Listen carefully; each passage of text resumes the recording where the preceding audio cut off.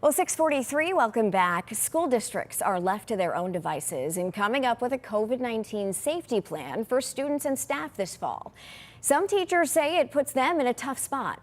Matt Maisel spoke with a group of educators about their concerns going into the school year in today's Family First with Fox 43.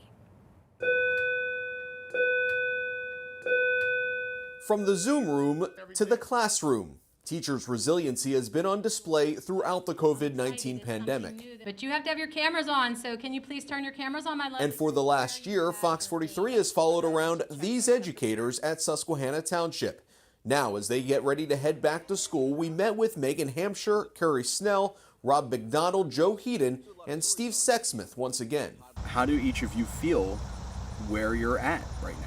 So the summer's been good from an energy perspective, but I'm extremely concerned about what's going to happen in the fall. Our discussion alone is a stark reminder the pandemic is still very much alive.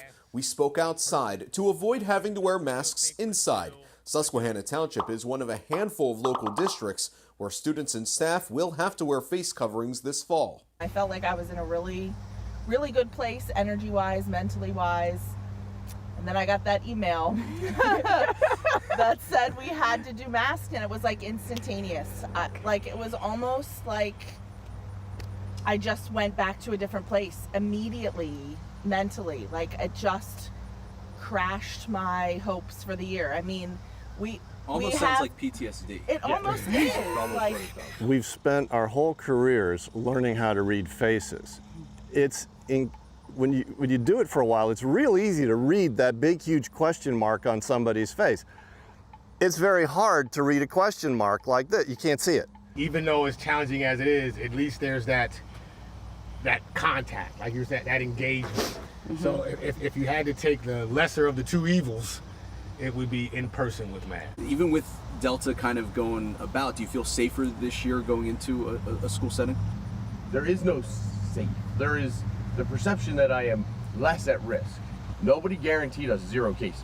Mm-hmm. Let's stop trying to make it so that we're going to have people who get sick. There are going to be things that are going to happen, and we're going to have to adapt and adjust and move forward the best we can. And what happens then is at the center of these teachers' frustration. The Pennsylvania Department of Education has left all COVID-related decisions in the hands of the districts with little to no guidance. The department's guidance has been very clear that they are to follow the CDC guidance and incorporate that into their health and safety plans. What more do teachers in general want to see in terms of guidance that maybe you haven't received? Just some guidance. For me, it's typical of them. I mean, no matter what it is, COVID, state testing, you name it, they do the bare minimum at the last minute.